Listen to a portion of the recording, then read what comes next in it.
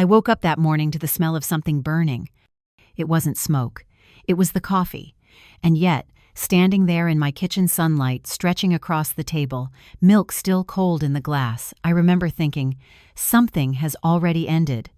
My name is Helena Brooks, and a year ago, I would have sworn my family was the kind you read about in Christmas letters. My husband Victor was a handyman, dependable, quiet, with the kind of voice that could make a lie sound like a promise. My daughter Lily, 10 years old and bright as a lantern, liked to arrange her crayons by color pink to purple, light to dark. We lived in a small blue house at the end of Birchwood Lane, the kind people call peaceful, but peace can be just a silence that no one has dared to question. That morning Lily was pouring cereal when Victor sneezed behind her. Just a sneeze, nothing sharp, nothing cruel. But she flinched so hard the bowl flew from her hands, shattering milk and cornflakes across the floor. I froze. So did she. Victor laughed softly. "Clumsy, like your mother," he said, and kissed her forehead. She didn't move. I heard myself laugh too, because when you don't know what's wrong, you imitate normal. It should have ended there. A broken bowl, a mess to clean. But later, when I helped Lily change into her pajamas, I saw a mark on her shoulder. A faint red line, shaped like a crescent moon. "What happened here?" I asked. She turned away, eyes on the wall. "I fell," she whispered. "On what?" "A corner." Then she slid under the blanket before I could ask another word. I told myself all the lies mothers tell when their hearts already know the answer. Kids fall, husbands lose patience, we're all tired. I even smiled when Victor came home later that night, kissed the top of my head, and said, "You worry too much, Lena. You'll give yourself wrinkles." I wanted to believe him so badly that I almost did. Almost. The next day, my neighbor Ruth stopped me by the mailbox. "Helena," she said quietly, "I heard something strange last night, crying, from your side." I laughed too quickly. That must have been the TV. But that night, I kept the TV off, and I still heard it, the faintest sobs through the wall, like air leaking from a wound. That was when I noticed it. The way Lily walked on tiptoes around her father, how she never looked him in the eyes for too long, how she seemed to measure her own breathing when he spoke. And every time she flinched, I told myself to stop imagining things, because if I was right, the life I had built, the home, the marriage, the story would collapse into dust. Still, the questions wouldn't stop, so I went searching for something, anything that would tell me the truth I was afraid to face. In her drawer, under a folded t-shirt, I found a small gray notebook. It looked harmless. On the cover, she had drawn a sun. Inside, there were only 3 sentences, written in pencil. "If I stay quiet, Daddy won't be mad. If I don't cry, he will love me more. If I breathe small, nobody will hear." I read them over and over until the words lost meaning. My hands shook so badly I could hardly turn the pages. That was the first moment I stopped being a wife. I became an investigator, a protector, a woman standing between a child and the man who shared their last name. And then came the sound that sealed everything, the door closing downstairs. Victor's heavy boots crossing the hallway, his voice soft, almost tender, calling Lily's name. I remember every detail. The ticking clock, the smell of detergent, the way my own heartbeat filled the room like a siren. When I looked into the hallway mirror, I didn't see myself anymore. I saw the reflection of someone who had been asleep for years and was finally, terrifyingly, awake. You think you know the people you love. You think love is a kind of shield. It isn't. Sometimes it's the blindfold they wrap around you so you won't see them coming. That night, I made a decision that changed everything. I decided to stop pretending. If you're watching this video, please like and subscribe to the channel, and tell me in the comments where you're listening to my story of revenge from. We love to know how far our stories are reaching. Your support helps us bring more stories that uncover the truths too many families hide behind closed doors. Now, before I go on, I want to ask you something just between us. Imagine you were me, standing there in that kitchen, the air heavy with something you couldn't name. Would you? A. Confront your husband immediately, even without proof, and risk everything? B. Stay silent for one more night, to watch, to know for sure? Tell me, Honestly, what would you do, A or B? I'm curious to see how many of you would have done what I did next. That night, sleep became a stranger I no longer trusted. I lay awake in the dark, listening to the hum of the refrigerator and the whisper of wind against the window, while my daughter's breathing from the next room rose and fell like a fragile promise. Every sound in the house felt sharper than before, every shadow heavier. I was beginning to understand that what I feared was not outside our home, it lived under our roof. When the clock struck midnight, I got up and walked to the living room, barefoot and careful. The floor creaked in protest beneath my feet. I opened the cupboard where we kept the old baby monitor from Lily's infancy. It still worked. I told myself I was being paranoid, but my hands were trembling when I plugged it in. The red light blinked to life, steady and watchful, like an eye I could finally trust. I placed the monitor in Lily's room while she slept, tucked between two stuffed animals, and whispered a lie that tasted like salt. "It's just to make sure you sleep better, sweetheart." She nodded drowsily and turned to the wall. Her innocence, I realized, was both her shield and her danger. I took the receiver to my room, set it on the nightstand, and lay beside Victor as if I were still his wife, his arm draped across me, heavy and warm. He murmured something about work, about how people didn't appreciate how hard he tried. I murmured back, because pretending had become a survival skill. At 1:17 a.m. The monitor crackled. A door opened with a sound that felt louder than thunder. I froze, the sound of footsteps. Then his voice low, deliberate. "You're awake again. What did I tell you?" My body went cold. I wanted to rush in, to stop him, to scream, but I didn't. Instead, I watched the screen, as if by staying quiet I could somehow undo what I was seeing. The truth unfolded in silence, brutal and final. When it was over, I crawled into the bathroom, closed the door, and vomited until there was nothing left but air and grief. By dawn, something inside me had changed shape. I looked at Victor as he drank his coffee, the same man who used to bring me wildflowers from the roadside. He smiled, asked why I looked pale, brushed my cheek with his thumb. I held the same cup, the same spoon, but the world around me had tilted forever. After he left for work, I replayed the footage again and again, each time forcing myself to watch without flinching. I needed proof, not pain, proof that would speak louder than my shaking voice. I copied the video onto a flash drive, hid it in a book, and wrote down the time, the date, the minute my life had stopped belonging to fear. But fear wasn't finished with me. That afternoon, he came home early. The moment I heard the truck in the driveway, my heart began to pound. "Helena?" he called. "Where's my girl?"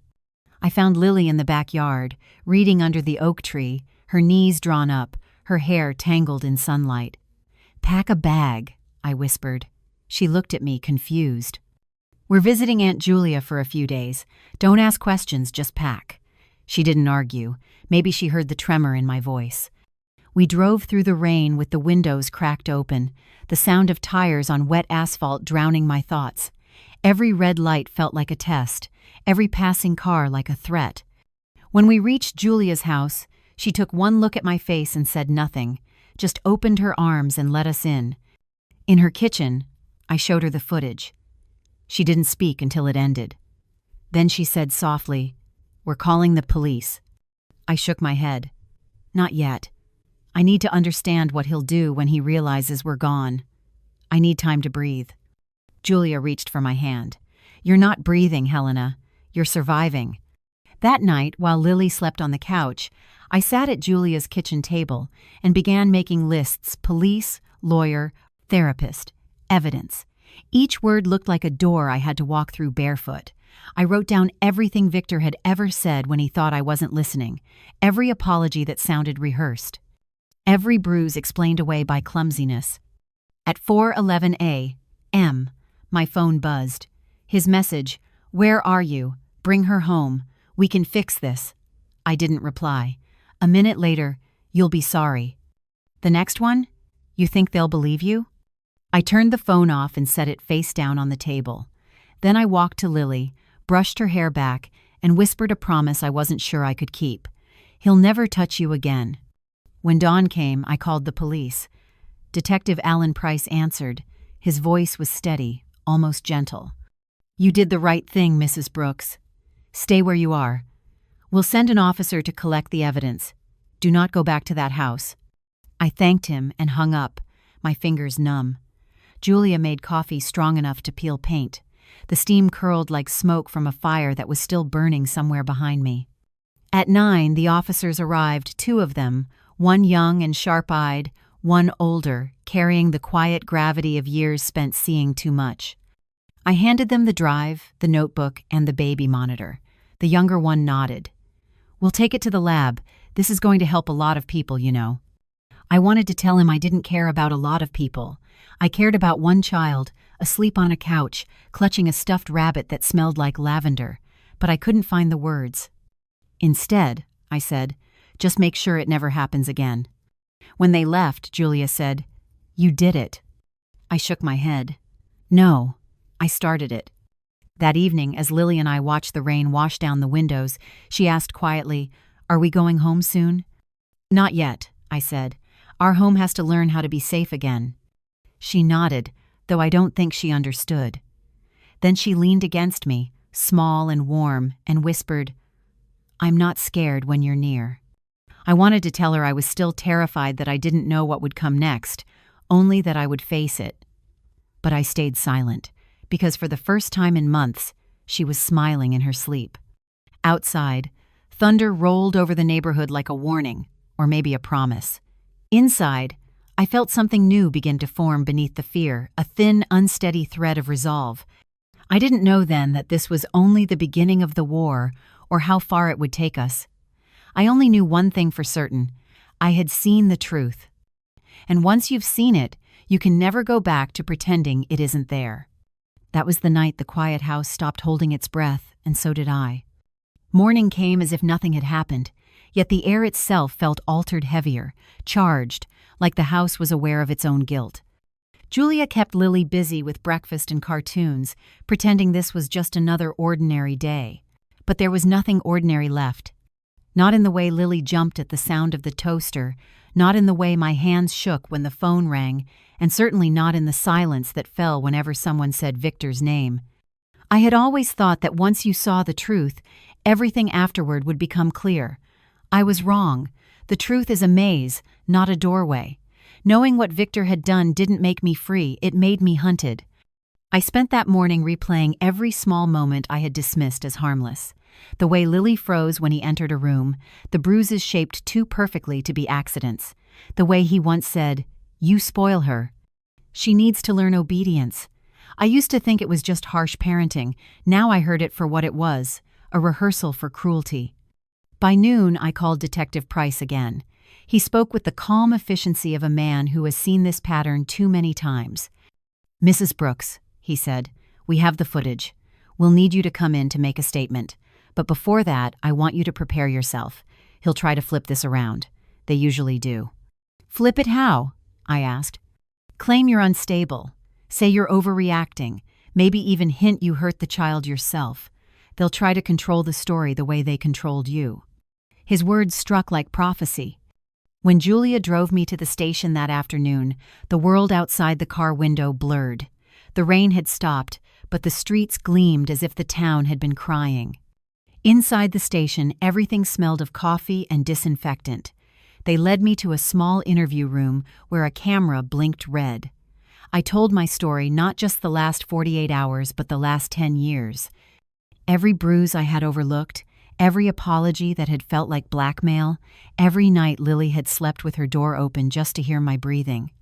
By the time I finished, Detective Price looked both tired and certain. "We'll open a case for child endangerment and domestic abuse," he said. "You did the right thing." But I didn't feel right. I felt like a criminal in my own life. When I walked out of that station, my legs trembled. Julia placed her hand on my shoulder. "He can't hurt you anymore," she said.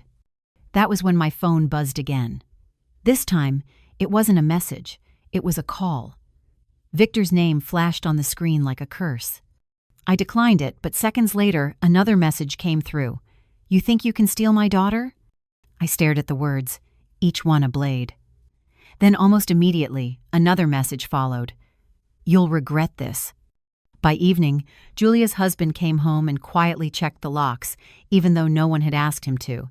He didn't say much, just handed me a spare key and said, "You're safe here, for as long as you need." That night, as Lily slept, I opened my laptop.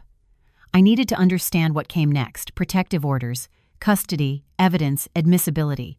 Every link I clicked seemed to echo the same warning. This would get worse before it got better. I sat there until the screen blurred from tears, realizing that every word was both a comfort and a countdown.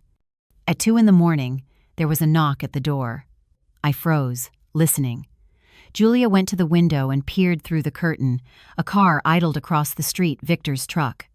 He sat there in the driver's seat, motionless. The sight of him made the world tilt again. Julia whispered, "I'm calling the police." "No," I said. "Let him see the lights go on. Let him see we're not hiding anymore." I stepped into the living room, turned on every lamp, and stood by the window. For a moment, our eyes met through the glass. He looked more startled than angry, as if I had broken a rule he thought I'd forgotten existed. Then he drove away, tires hissing against the wet pavement. I didn't sleep after that. I sat in the kitchen until dawn, watching the shadows shorten. There was something intoxicating about fear turning into resolve. It was the first time in years that I felt awake in my own skin. The next day, Detective Price called again. "He's been served," he said. "Temporary restraining order. Emergency protective custody. You and your daughter are under protection until the hearing." "What happens then?" I asked. "Then," he said, "you get your voice back." But even as he spoke, I knew Victor wouldn't give up easily. The text stopped, replaced by silence. Silence is never peace. It's strategy. I took Lily for a walk that afternoon, hand in hand.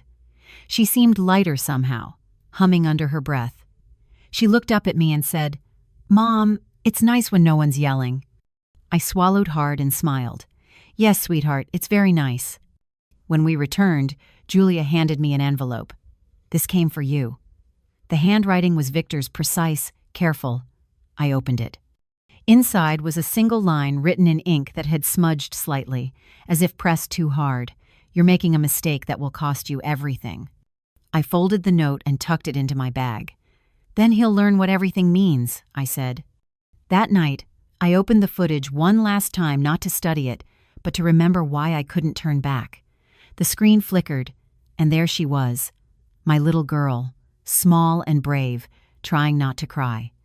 I pressed pause, freezing her image mid-breath. She looked both terrified and unbroken. I whispered to her image, "We're going to be okay." Then I turned off the laptop, locked the door, and finally, after weeks of living like a ghost, lay down beside my daughter and slept. Outside, the world kept turning. Somewhere, Victor was plotting his next move. But inside that small guest room, I felt the first hint of calm, a silence that didn't come from fear, but from survival. I didn't know that the fight was only beginning, that he would soon twist the truth and call me delusional, that he'd file for custody claiming I'd poisoned our daughter's mind. But I was no longer afraid of what was coming. The woman who had lived in denial was gone. All that remained was a mother who had learned what happens when you finally stop whispering. The next morning began with the sound of rain hitting Julia's porch roof, a steady rhythm, soft but insistent, as if the sky itself were rehearsing for the testimony I was about to give. I sat at her kitchen table, clutching a cup of coffee I couldn't drink, my thoughts circling like vultures. The evidence had been collected. The officers had left polite promises. And yet the silence that followed felt heavier than the truth itself. When the phone rang, I startled so violently that coffee sloshed over the rim. Detective Price's voice was calm, professional. "Mrs. Brooks, we're ready to transfer the evidence to the district attorney. We'll need you and a witness to confirm chain of custody. Are you available this morning?" "Yes," I said, though my voice sounded like it came from someone else. "Good. Bring the device, and bring your sister. You'll both sign the record." Julia drove us downtown through slick streets that mirrored the gray sky. Neither of us spoke. It wasn't the silence of disagreement. It was the silence people share when words are too fragile to hold the weight of what's coming. At the precinct, the building's walls seemed taller than I remembered, almost defiant. The lobby smelled faintly of rain, metal, and anxiety. Detective Price met us by the reception desk and led us into a small evidence room where two other officers waited. One of them, Officer Tran, handled the camera as if it were something sacred. She removed the memory card, slid it into a computer, and waited. The monitor blinked once, twice, and then the video appeared. The first frame was so ordinary a child's bedroom. A pink blanket, soft light that for a moment I wondered if I'd imagined everything. Then the door opened, and the room filled with the low, terrifying voice I had memorized. No one spoke. The only sound was the steady mechanical hum of the playback.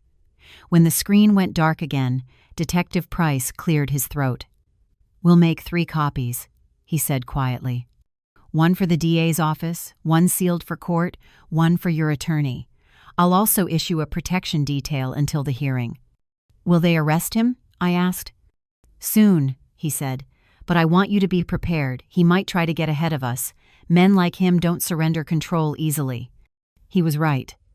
By the time we left the station, Victor's cousin, a lawyer with the kind of smile that hides teeth, had already filed a complaint claiming I was psychologically unstable and coaching the child for attention. The words barely seemed real until I saw them printed on Fand. "The page." Julia snatched the document from my hands. "He's playing the victim." "Yes," I said. "He's always been good at that." We drove straight to my lawyer's office. Dana Morales was a woman who made confidence look effortless. Her office walls were lined with photos of her clients, mostly women, holding certificates, smiling, free. When I handed her the paperwork, she skimmed it with the precision of someone dissecting lies for sport. "They're going to use the classic counterattack," she said. "Gaslight, discredit, then intimidate. It's almost procedural at this point." "Can they win?" I asked. "Not if you tell the truth and never waver. But you must be ready for him to test your memory, your tone, your sanity. They'll call you emotional, irrational, maybe even vindictive." I laughed softly. "I am emotional." "Good," Dana said. "That makes you human. The trick is not to let them weaponize it." We spent hours drafting statements, listing witnesses, attaching screenshots of his threats. Each page felt like removing a splinter, painful, precise, necessary. At one point, I told Dana about the night I stood in the living room, watching Victor through the window as he sat in his truck.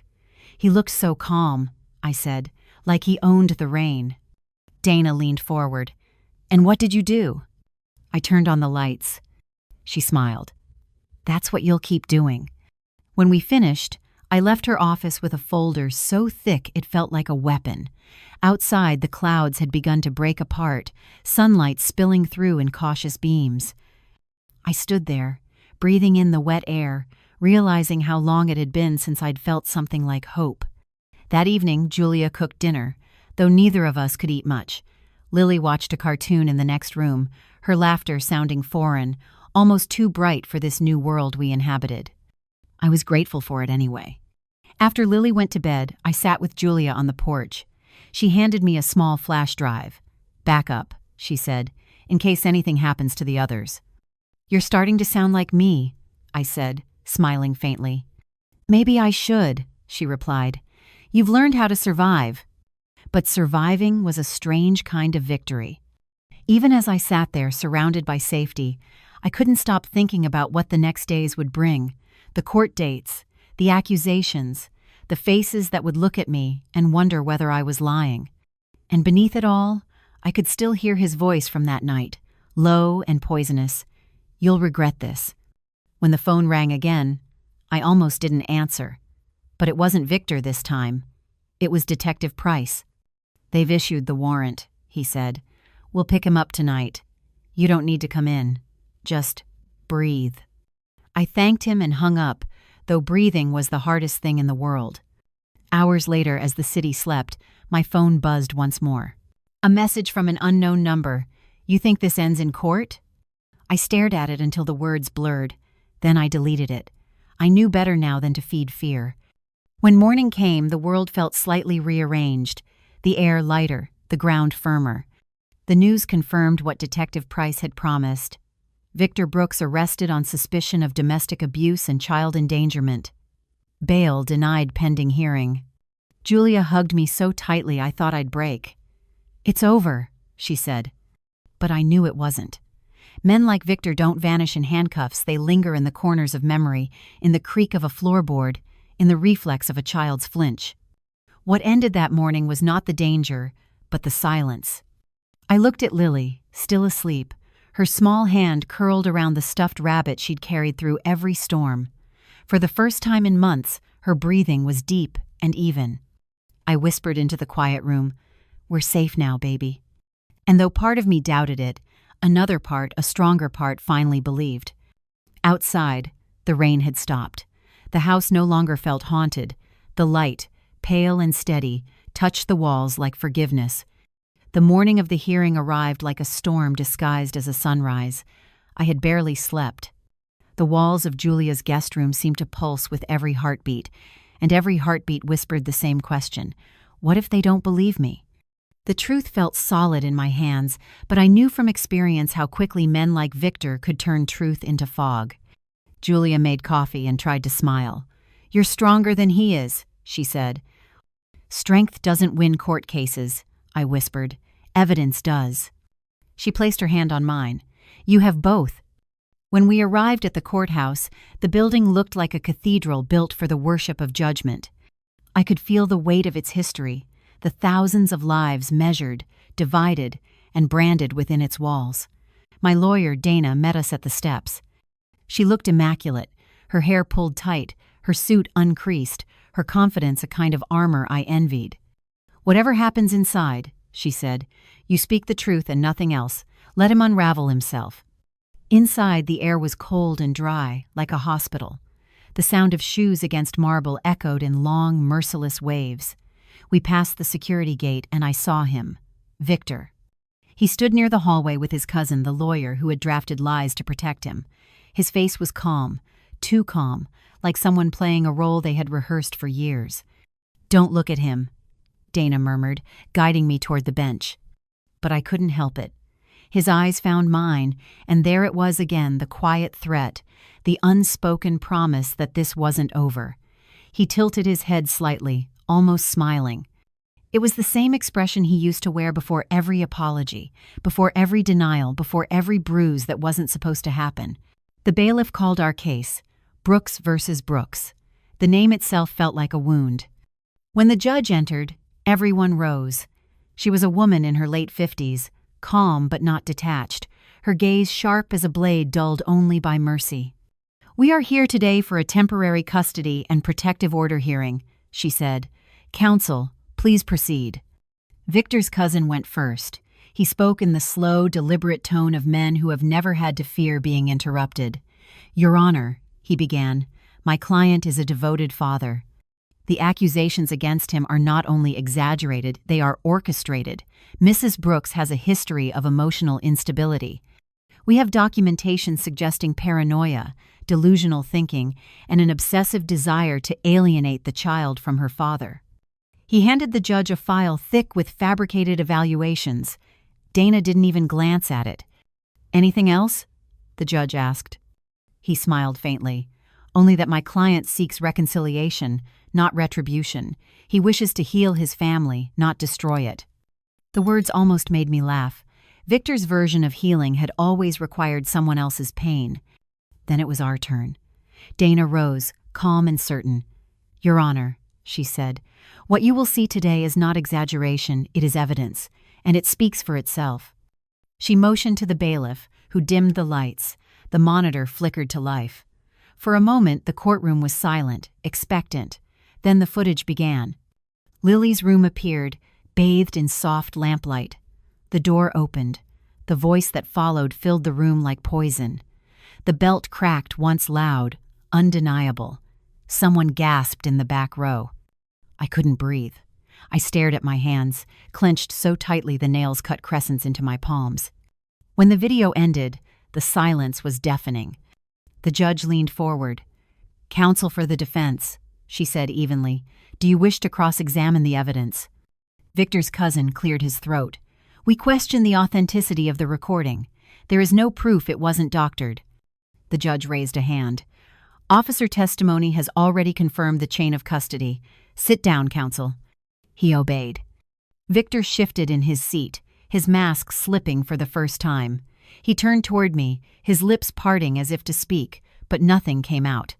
I saw for a fleeting second what fear looked like on him. Dana called our witnesses Mrs. Klein, Lily's teacher, who testified that my daughter often flinched when someone raised their voice. Then Ruth, our neighbor, described the nights she heard crying through the walls. Finally, Julia took the stand. Her voice didn't tremble once as she described the night Lily and I arrived at her house soaked and shaking. When it was over, the judge looked at Victor. "Would you like to make a statement?" He stood, straightened his jacket, and began the performance I knew too well. "I made mistakes," he said softly, "but I'm not the monster she paints me to be. Discipline isn't abuse. I was trying to teach my daughter respect. My wife has always misunderstood me. She twists things. She's done it for years." His lawyer nodded approvingly, but the judge didn't. "Mr. Brooks," she said, "what I saw on that video was not discipline. It was cruelty." He opened his mouth, then closed it again. She continued, her tone steady, final. "This court finds sufficient evidence of abuse and coercive control. Temporary custody is granted to Mrs. Brooks. Mr. Brooks is to have no contact with the child or the petitioner until further notice. All firearms are to be surrendered within 24 hours. Failure to comply will result in immediate incarceration." The gavel struck wood. A sound like thunder, final and cleansing. For a moment, I couldn't move. Julia's hand found mine. "It's done," she whispered. Victor was escorted out by a bailiff, still silent. As he passed me, he didn't look up. That frightened me more than any threat could have. His quiet was not surrender. It was planning. Outside the courtroom, I stood under the gray sky, rain misting over my face. Dana hugged me briefly. "You did good," she said. "You didn't break." But I didn't feel strong.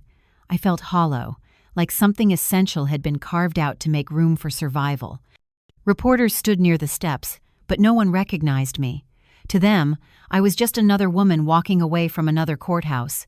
But to me, this was the first breath of freedom I'd taken in years. Back at Julia's house, Lily ran to me, her eyes wide. "Mom, are we safe now?" "Yes," I said, though my voice cracked. "We're safe." She hugged me, small arms wrapping around my waist. For the first time, I didn't look over her shoulder expecting him to appear. That night, after she fell asleep, I stepped outside. The sky had cleared completely, the stars bright against the darkness. I thought of all the years I'd spent mistaking silence for peace. I whispered into the night, "We made it." Then, softly, as if answering, the wind moved through the trees, the gentlest applause the world could offer.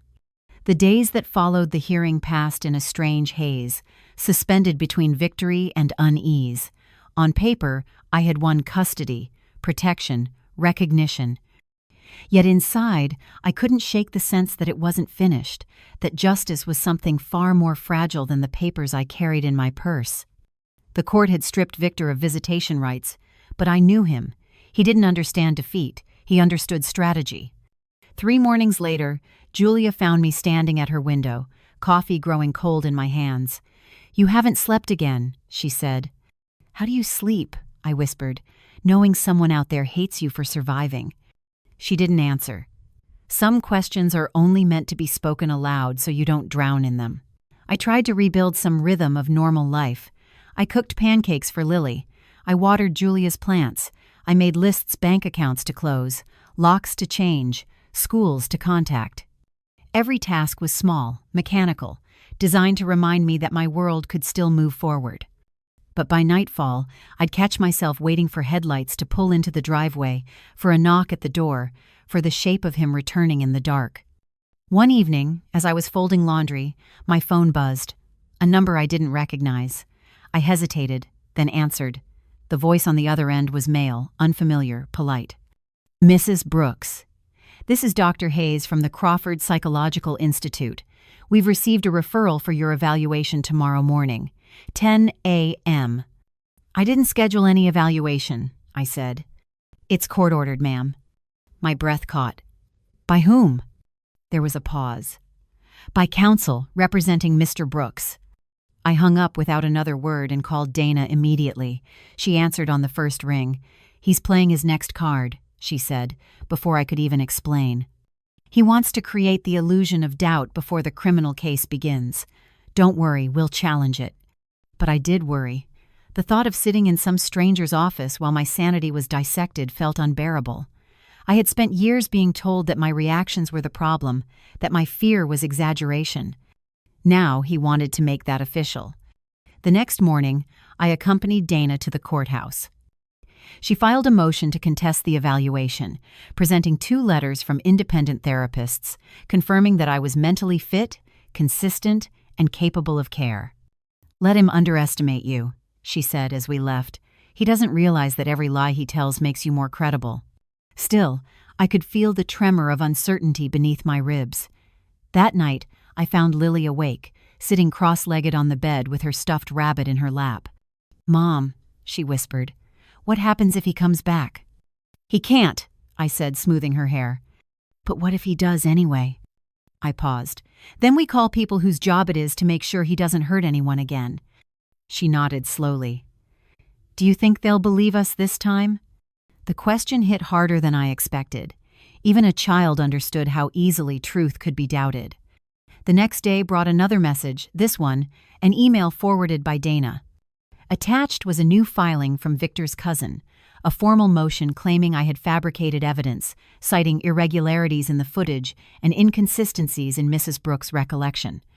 Dana called it desperation. "When abusers lose control, they try to rewrite history," she said. "But the video is authenticated. He's cornered, and cornered men show their teeth." Still, the thought of standing in court again made my stomach twist. I wasn't afraid of losing. I was afraid of being dragged back into that endless cycle of justification, of having to prove, again and again, that what happened actually happened. That afternoon, Detective Price visited Julia's house. His face was grave, but not alarmed. "He's been in contact with his cousin and a few former co-workers," he said. "Nothing illegal yet, but he's looking for weaknesses. I'd like to have a patrol car check in every night until the trial." "Do you think he'll try something?" I asked. Price hesitated. "I think men like him always try something. It's just a question of when." The patrol car became a strange kind of comfort. Every evening, around 9, we'd hear the slow roll of tires on the street, the beam of headlights sweeping past the window like a quiet assurance that someone was watching over us. Lily would peek through the curtain and whisper, "The good guys are here." Still, I couldn't rest. I began keeping a new journal notes about every call, every message, every detail that might matter later. The habit gave me control, even when control was an illusion. One night, I dreamt of him standing in our old kitchen, sunlight streaming through the curtains. He was smiling, soft-voiced, saying, "You see what you've done? You've turned her against me." I woke up drenched in sweat, the echo of that voice still in my ears. It wasn't a nightmare. It was a memory. Days blurred into weeks. The press caught wind of the case, and headlines began to circulate online. "Local father, accused of abuse mother's footage, sparks investigation." Some commenters defended him. Others defended me. The public became its own jury, hungry for scandal, indifferent to truth. Dana advised me not to read the comments, but I did anyway. One line stayed with me. She probably exaggerated. Women do that. That single sentence weighed more than all the others combined. When the hearing for the criminal charges finally arrived, I felt hollow but determined. The courtroom was fuller this time, reporters whispering in the back. Victor entered in handcuffs, though he held his head high, still performing the role of the misunderstood man. His cousin handled the speaking, listing grievances, procedural objections, anything to stall. But none of it mattered. The judge's tone was firm, her patience gone. "We will proceed to trial," she said. "The evidence is sufficient and substantial. Mr. Brooks will remain in custody." As they led him away, he turned toward me, His eyes burned not with anger, but disbelief, as though he still couldn't fathom that I had survived him. That night, when Lily fell asleep beside me, I realized something had shifted. For the first time in years, my body didn't brace at every creak of the floor. The fear was still there, but it had lost its edge. Outside, the patrol car made its nightly round. I stood by the window, watching the headlights fade into the distance, and whispered the words I hadn't dared say aloud before. He can't touch us anymore. The world was still dark, but this time, the darkness belonged to the night, not to him. The weeks after Victor's arrest felt unreal, as though I'd stepped into a version of my life that didn't quite fit yet. Freedom had a sound I wasn't used to, the hum of the refrigerator without tension behind it, the slam of a door that didn't make my stomach twist. Yet every ordinary noise carried its own echo, like the past was hiding in the corners, waiting for permission to speak again. The house was quiet, but quiet wasn't peace. It was an aftermath. Lily slept through the night now, but I didn't. I'd wake to the rustle of her blanket and stand in the doorway, watching her chest rise and fall, terrified that peace might vanish if I stopped guarding it. Dana called often, checking in, walking me through the slow machinery of the legal system. "We're not done," she said. "The trial will come soon. Stay steady." I nodded, though she couldn't see me. Staying steady sounded simple when someone else said it, but I was learning that recovery was its own battlefield. You don't just escape abuse, you rebuild from the ashes it leaves behind. One afternoon, a letter arrived from the district attorney's office. It wasn't about logistics or evidence, it was a victim's statement form. "In your own words," it said, "describe the impact of the abuse on your life." The phrase struck me, your own words. For years my words had been twisted, dismissed, corrected. Now they were being asked for. I stared at the page for hours before I began. "I used to measure my days by how quiet the house was," I wrote. "Now I measure them by how loudly my daughter laughs." When I finished, I folded the paper and placed it back in the envelope, feeling something like pride, small, trembling, but alive. The next morning, Detective Price called. "The DA's team wants to meet before the pretrial hearing," he said. "We need to review your testimony, make sure you're ready for cross-examination." I met them downtown in a nondescript office lined with gray filing cabinets and the smell of stale coffee. The prosecutor, a woman named Evelyn Carter, greeted me with a firm handshake. She had the kind of composure that came from years of balancing justice on a thread.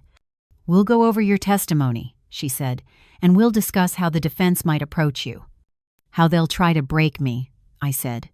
She didn't deny it. "Yes," she said simply, "but they'll fail if you speak from the truth. You've already survived him. The courtroom is just a room." I smiled faintly. "A room with echoes." "Let them echo," she said. "Sometimes that's how truth spreads." We practiced for hours, her questions sharp and deliberate, her eyes never leaving mine. Each time she asked something cruel or dismissive, I answered from somewhere deeper than fear. I had lived through worse than words. When the session ended, Evelyn handed me a folder.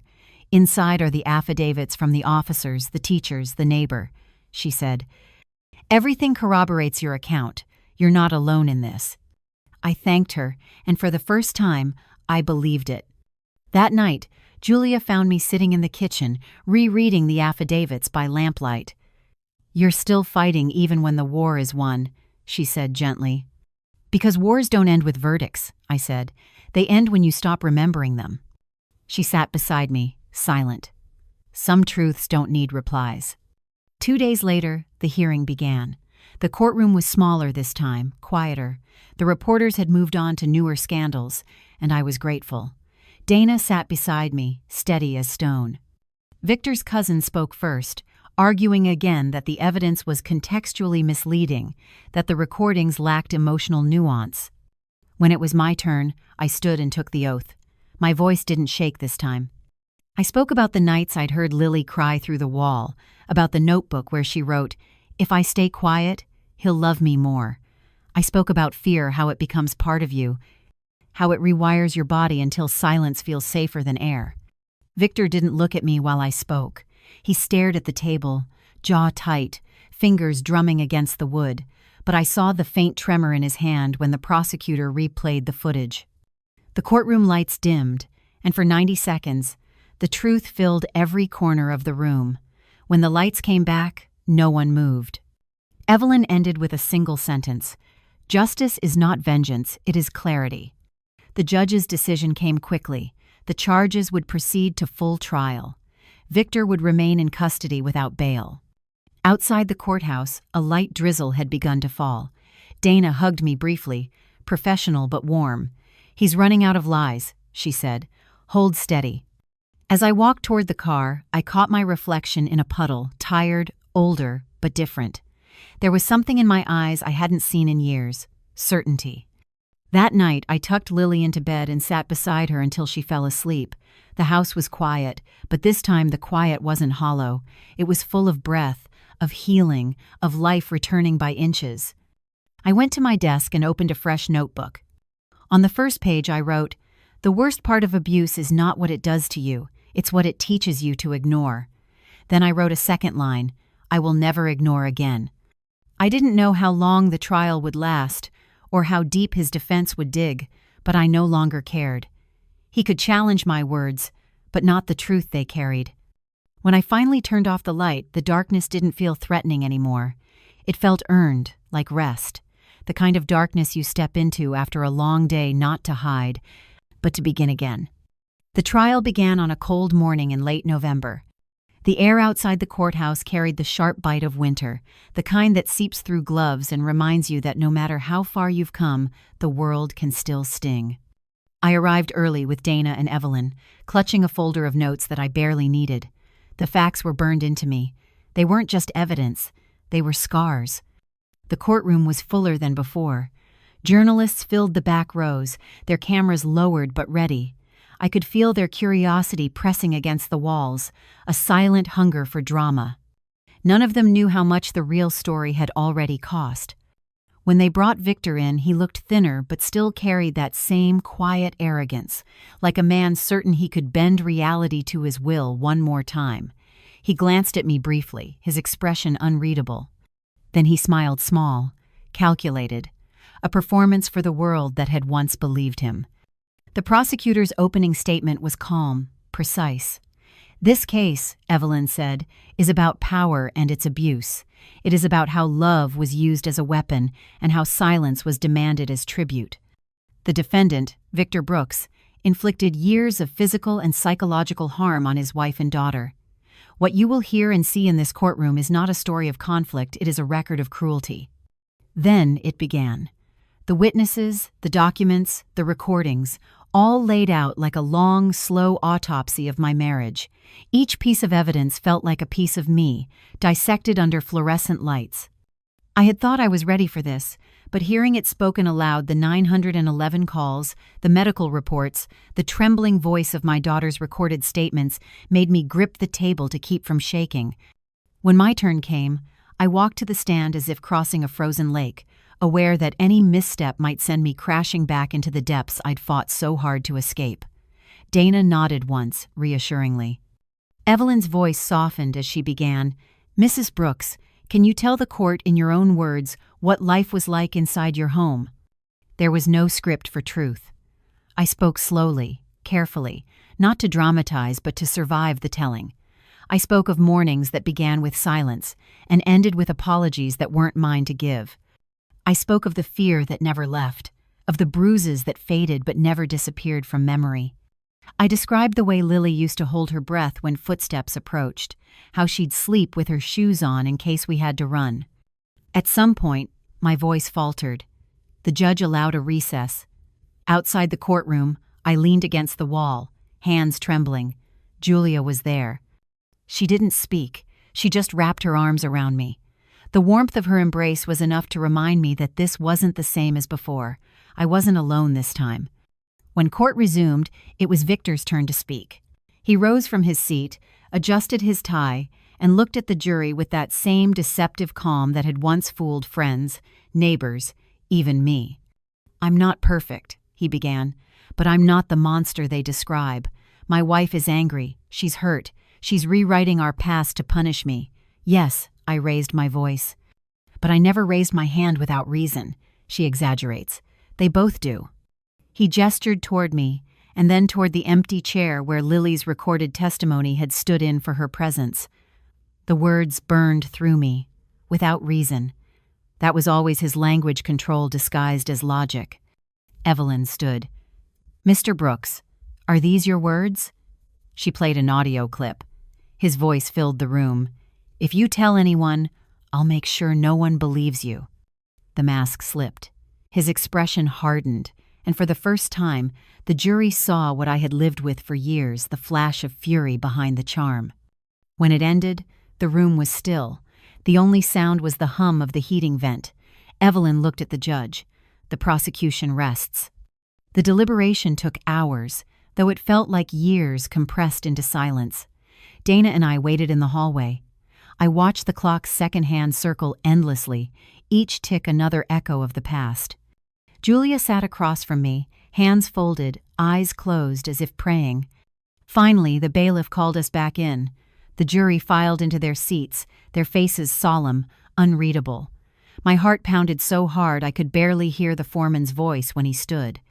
"We find the defendant, Victor Brooks, guilty on all counts." For a moment, the room disappeared. The air seemed to collapse inward, taking all sound with it. Then the judge's voice cut through. "Mr. Brooks, you are hereby sentenced to 20 years in state prison, with eligibility for parole after 15. You will undergo mandatory rehabilitation and have no contact with the victims for the remainder of your life." Victor didn't move. His face was a blank wall, the kind you build when there's nothing left to defend. When the officers came to escort him, he finally turned to me. For the first time, there was no arrogance, only emptiness. I met his eyes and felt nothing, not anger, not triumph, just release. Outside, the reporters swarmed, but I walked past them without stopping. Their questions blurred into the wind. "How do you feel? Do you forgive him? What's next?" How do I feel? I felt air filling my lungs without fear. I felt the ground under my feet and knew it belonged to me again. That evening, Lily and I sat by the window, watching the sunset. The sky was streaked with violet and gold, the kind of beauty that sneaks up on you when you've forgotten what beauty feels like. She leaned her head on my shoulder. "Is it over now, Mom?" "Yes," I said softly. "It's over." But as the last light faded, I understood something deeper. Survival isn't the end, it's the beginning of something new. Justice doesn't erase what happened, but it gives you a foundation to rebuild, and sometimes that's enough. When Lily fell asleep, I stepped outside. The air was cold and still. I looked up at the stars and whispered into the darkness, not to him, but to the woman I had been, the one who stayed too long, the one who doubted herself, the one who finally fought back. "I kept my promise," I said. "We're free." For the first time in years, the silence that followed wasn't heavy. It was peace, real, earned, and mine. Months passed after the trial, yet time didn't flow the way it used to. It moved in layers, one part of me anchored in the present, another still walking through the shadows of the past. Freedom wasn't a clean break. It was a long process of unlearning survival. I had lived in reaction for so long that quiet days made me restless, as if I had forgotten how to live without defense. Lily was healing faster than I was. Children are built for hope. They grow around their pain like trees bending toward light.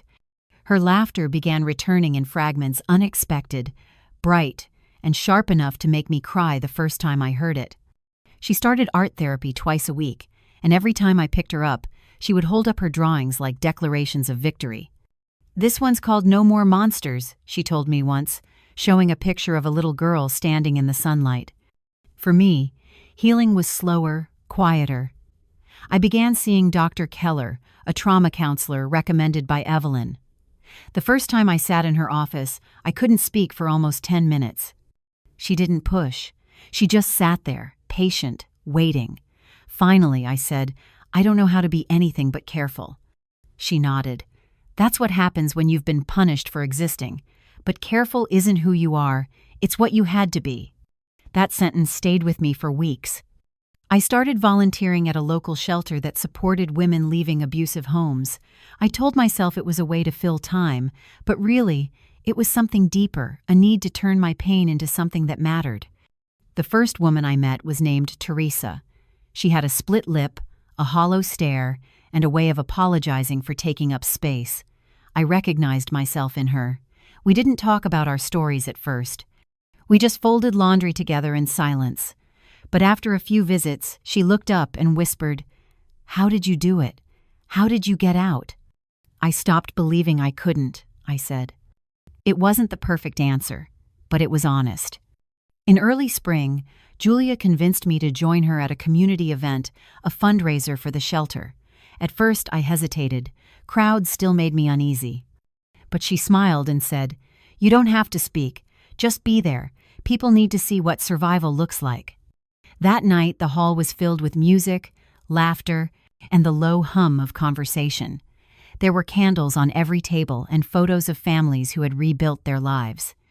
I stood near the back, watching women dance with their children, and for a moment, it hit me how ordinary happiness could be when fear wasn't part of the equation. When the host called my name unexpectedly, my heart stopped. "We'd like to recognize Sarah Brooks for her courage and her ongoing support for survivors," he said. The applause that followed was thunderous, but all I could do was stand frozen. Julia nudged me forward, whispering, "You earned this." I walked up to the stage, trembling, not from fear but disbelief. The microphone waited.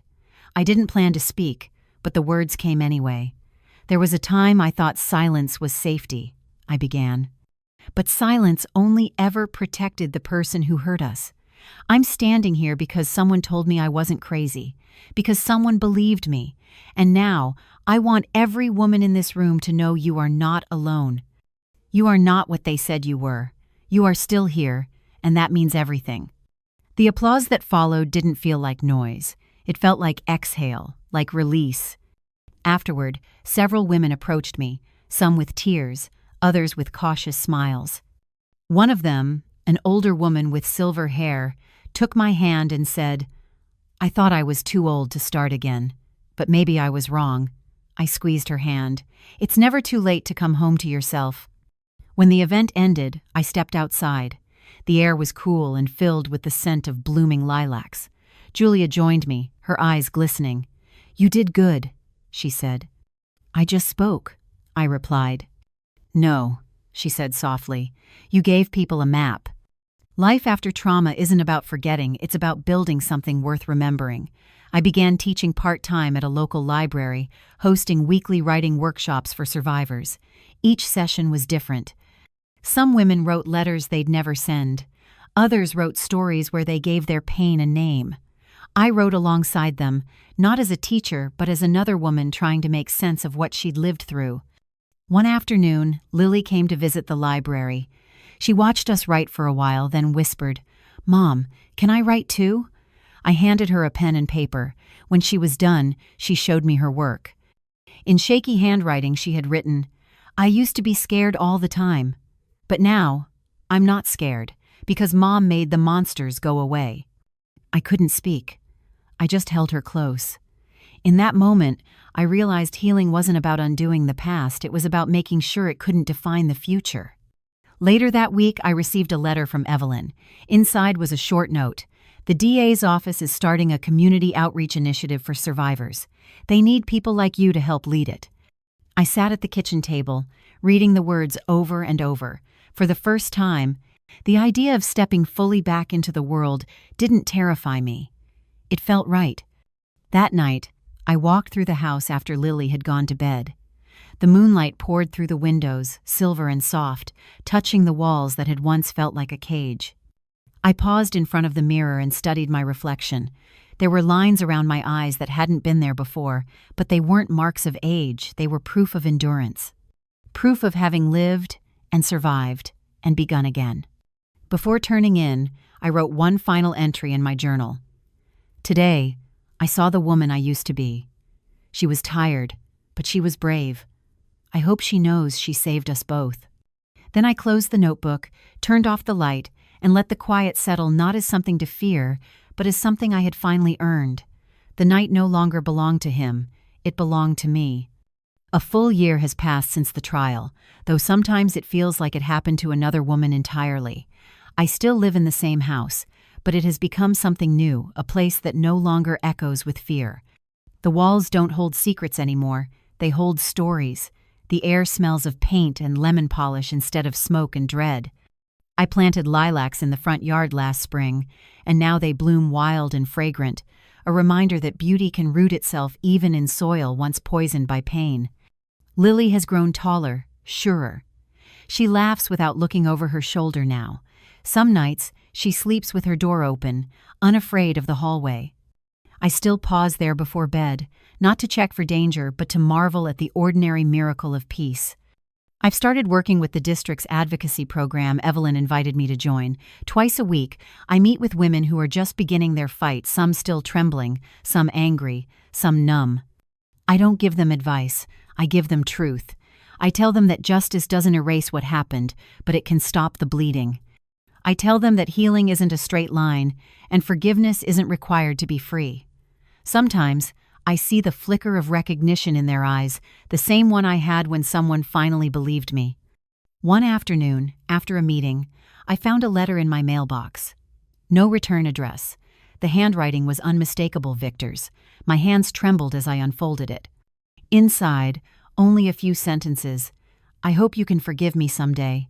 I'm getting help. I know now what I destroyed. I stared at it for a long time, waiting for anger, for something sharp and burning, but what came instead was nothing. The absence of pain felt like power. I folded the letter back into its envelope and placed it in a box marked evidence, not out of spite, but out of clarity. Forgiveness, I realized, isn't a gift you owe to your abuser. It's a boundary you draw to protect your peace. Weeks later, Dana called to tell me Victor's parole hearing was denied. He's serving the full sentence, she said. The system held, Sarah. You did that. I thanked her quietly. But deep down, I knew the system hadn't saved me. It had simply caught up to the truth I'd already chosen to live. That evening, Julia came over for dinner. We sat on the porch, watching Lily chase fireflies across the yard. You know, Julia said, smiling, you've built something extraordinary out of ruin. I didn't build it alone, I replied. You stood by me when everyone else was afraid to. She laughed softly. That's what friends are for. Then she grew quiet. Do you ever think about him? Sometimes, I admitted, but not the way I used to. He's not a shadow anymore, he's just a chapter, and I'm finally writing past it.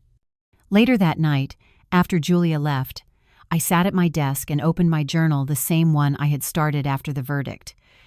Its pages were filled with fragments of thought, letters to myself, sketches Lily drew, notes from therapy sessions.